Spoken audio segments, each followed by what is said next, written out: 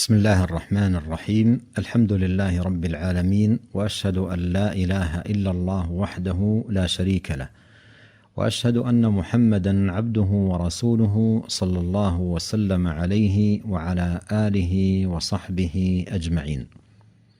أما بعد، فعن عبد الله بن عمرو رضي الله عنهما قال: قال رسول الله صلى الله عليه وسلم: 4 من كن فيه كان منافقا خالصا، ومن كانت فيه خلة منهن كانت فيه خلة من نفاق حتى يدعها: إذا حدث كذب، وإذا عاهد غدر، وإذا وعد أخلف، وإذا خاصم فجر. متفق عليه.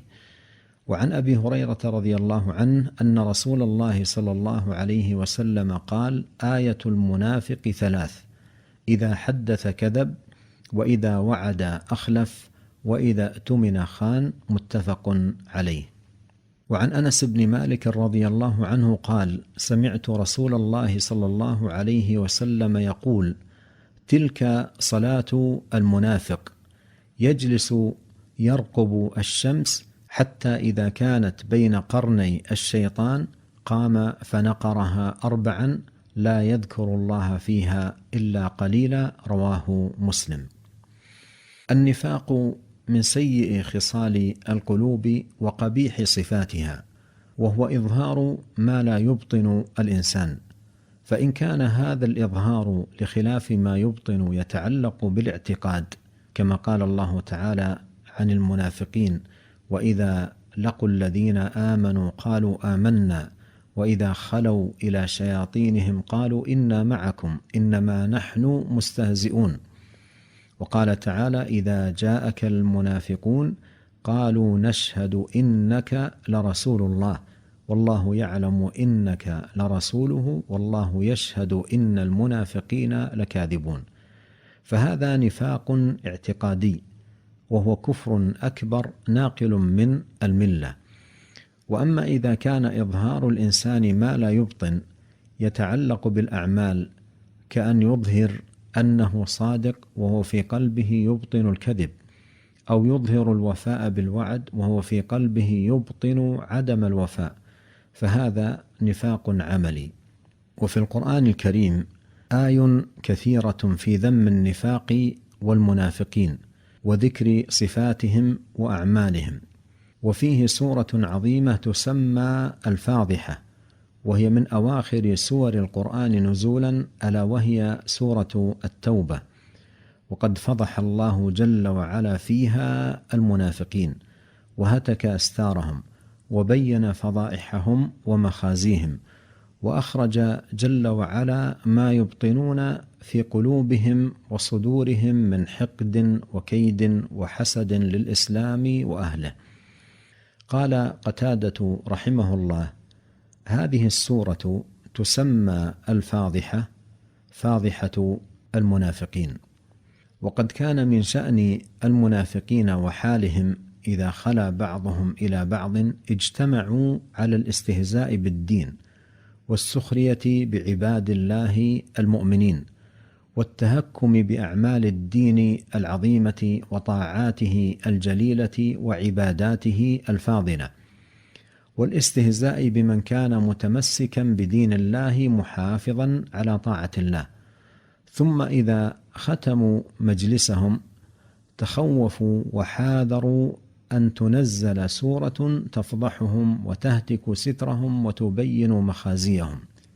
قال الله تعالى: يحذر المنافقون أن تنزل عليهم سورة تنبئهم بما في قلوبهم قل استهزئوا إن الله مخرج ما تحذرون. فنزلت سورة التوبة فاضحة للمنافقين، ولهذا ورد فيها في مواضع عديدة ذكر أوصاف المنافقين بقوله سبحانه: الذين، أو قوله ومنهم، ثم يذكر صفاتهم. ولقد كان فضح المنافقين في هذه السورة فضحا لهم بذكر أوصافهم ونعوتهم وخصالهم وخلالهم دون ذكر لأسمائهم، وذلك ليبقى الأمر حكما عاما إلى قيام الساعة، في كل من كان متصفا بصفات المنافقين. ولذا وجب على كل مسلم أن يكون في غاية الحذر من النفاق وأعمال المنافقين وصفاتهم، فإن الله إنما ذكرها في كتابه لتتقى وليحذر من الوقوع في شيء منها. وعلى المسلم أن يكثر من دعاء الله أن يعيذه من النفاق ومن أوصاف المنافقين. عن أنس بن مالك رضي الله عنه قال: كان رسول الله صلى الله عليه وسلم يقول في دعائه: اللهم إني أعوذ بك من العجز والكسل والجبن والبخل والهرم والقسوة والغفلة والعيلة والذلة والمسكنة، وأعوذ بك من الفقر والكفر والفسوق والشقاق والنفاق والسمعة والرياء، وأعوذ بك من الصمم والبكم والجنون والجذام والبرص وسيء الأسقام. رواه الحاكم.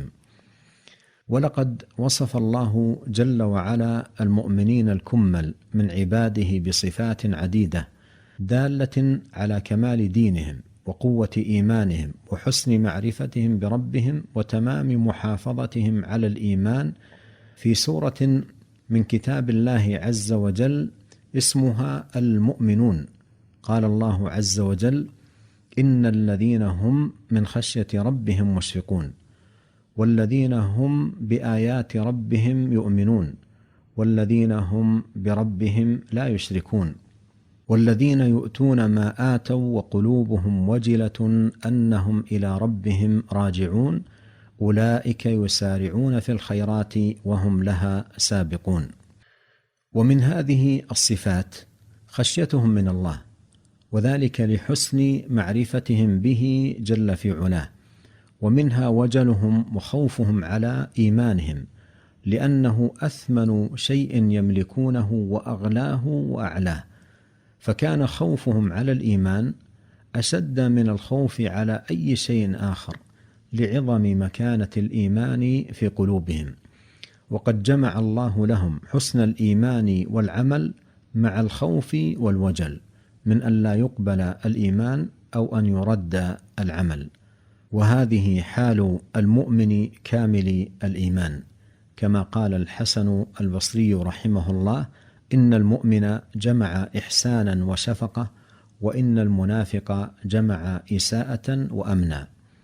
ومن يتأمل في سير السلف رضي الله عنهم ورحمهم مع ما كانوا عليه من هدي عظيم وإيمان قويم وحسن صلة بالله جل وعلا، يجد في الوقت نفسه خوفا شديدا قام في قلوبهم على إيمانهم ودينهم من أن تتبدل القلوب أو يتغير الإيمان أو يتحول الحال إلى النفاق.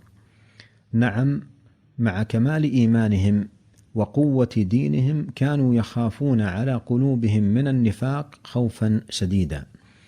وقد جاءت نقول متكاثرة في كتب الحديث والسير شاهدة لذلك دالة عليه. قال عبد الله ابن أبي مليكة رحمه الله: أدركت 30 صحابيا كلهم كان يخاف النفاق على نفسه.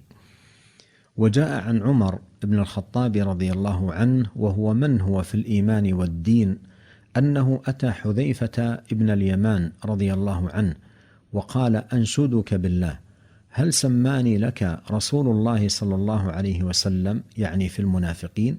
قال: لا، ولا أزكي بعدك أحدا.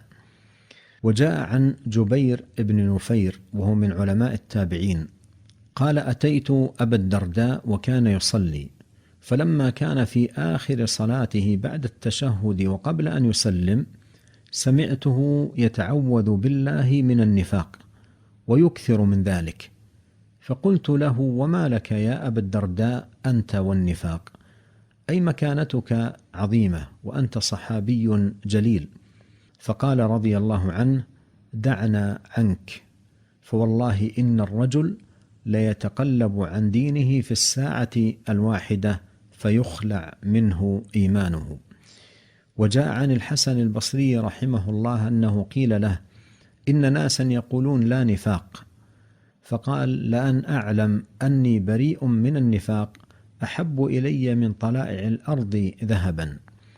وقال رحمه الله: والله ما أصبح ولا أمسى مؤمن إلا وهو يخاف النفاق على نفسه.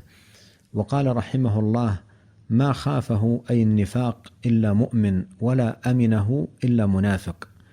وقيل له رحمه الله: أتخاف النفاق؟ فقال رحمه الله: وما يؤمنني وقد خافه عمر بن الخطاب رضي الله عنه. وقال معاوية ابن قرة رحمه الله: لأن أكون ليس في شيء من النفاق أحب إلي من الدنيا وما فيها، كان عمر يخشاه ولا أخشاه أنا. وقال أيوب السختياني رحمه الله: كل آية في القرآن فيها ذكر النفاق فإني أخافها على نفسي.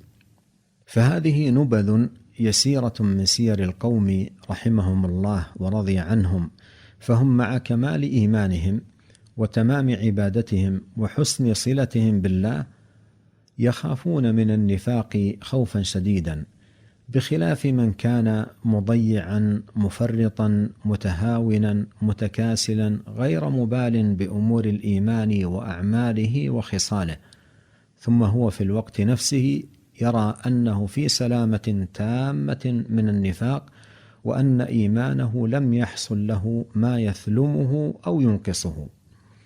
وعندما نتأمل في النصوص الواردة في علامات النفاق وصفات المنافقين، كقول الله عز وجل: وإذا قاموا إلى الصلاة قاموا كسالى يراءون الناس ولا يذكرون الله إلا قليلا مذبذبين بين ذلك لا إلى هؤلاء ولا إلى هؤلاء.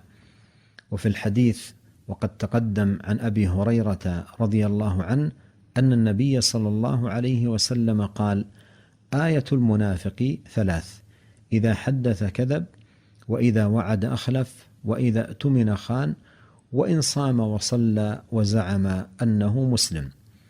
وعن أنس رضي الله عنه أن النبي صلى الله عليه وسلم قال: تلك صلاة المنافق يجلس يرقب الشمس حتى إذا كانت بين قرني الشيطان قام فنقرها 4 لا يذكر الله فيها إلا قليلا. فذكر من صفات المنافق تأخير الصلاة عن وقتها والإتيان بها نقرا وقلة ذكر الله فيها. قال ابن القيم رحمه الله: 6 صفات في الصلاة من علامات النفاق: الكسل عند القيام إليها، ومراءة الناس في فعلها، وتأخيرها، ونقرها، وقلة ذكر الله فيها، والتخلف عن جماعتها. وعن أنس رضي الله عنه أن النبي صلى الله عليه وسلم قال: آية الإيمان حب الأنصار، وآية النفاق بغض الأنصار. وعن ابن عمر رضي الله عنهما أن النبي صلى الله عليه وسلم قال: مثل المنافق كمثل الشاة العائرة بين الغنمين تكر في هذه مرة وفي هذه مرة. روى هذه الأحاديث 4 مسلم في صحيحه. من يطالع هذه النصوص المشتملة على صفات المنافقين وغيرها مما ورد في هذا الباب يجد أن في الناس من قد يكون متصفا بهذه الصفات أو ببعضها أو بكثير منها أو بها وبزيادة عليها، وهو في الوقت نفسه يرى أنه في سلامة تامة من النفاق ومن أوصاف المنافقين، وأن إيمانه لا نقص فيه ولا ثلم. فشتان بين حال المؤمنين الكمل وبين من ضيعوا إيمانهم وفرطوا فيه. قال الحافظ ابن رجب رحمه الله في شرحه لباب خوف المؤمن أن يحبط عمله وهو لا يشعر من صحيح البخاري، قال: وأصل هذا يرجع إلى ما سبق ذكره أن النفاق أصغر وأكبر. فالنفاق الأصغر هو نفاق العمل، وهو الذي خافه هؤلاء على أنفسهم، وهو باب النفاق الأكبر، فيخشى على من غلب عليه خصال النفاق الأصغر في حياته أن يخرجه ذلك إلى النفاق الأكبر حتى ينسلخ من الإيمان بالكلية، كما قال الله تعالى: فلما زاغوا أزاغ الله قلوبهم. وقال تعالى: ونقلب أفئدتهم وأبصارهم كما لم يؤمنوا به أول مرة. وقال رحمه الله في شرحه للأربعين: فالمؤمن يخاف على نفسه النفاق الأصغر، ويخاف أن يغلب ذلك عليه عند الخاتمة فيخرج إلى النفاق الأكبر، كما تقدم أن دسائس السوء الخفية توجب سوء الخاتمة. وقد كان النبي صلى الله عليه وسلم يكثر أن يقول في دعائه: يا مقلب القلوب ثبت قلبي على دينك. فقيل له: يا نبي الله، آمنا بك وبما جئت به، فهل تخاف علينا؟ فقال: نعم، إن القلوب بين أصبعين من أصابع الله عز وجل يقلبها كيف يشاء. خرجه الإمام أحمد والترمذي من حديث أنس رضي الله عنه. نسأل الله عز وجل أن يعيذنا أجمعين من النفاق، وأن يزكي قلوبنا، وأن يصلح سرائرنا، إنه سميع مجيب. وصلى الله وسلم على عبده ورسوله نبينا محمد وآله وصحبه أجمعين، والسلام عليكم ورحمة الله وبركاته.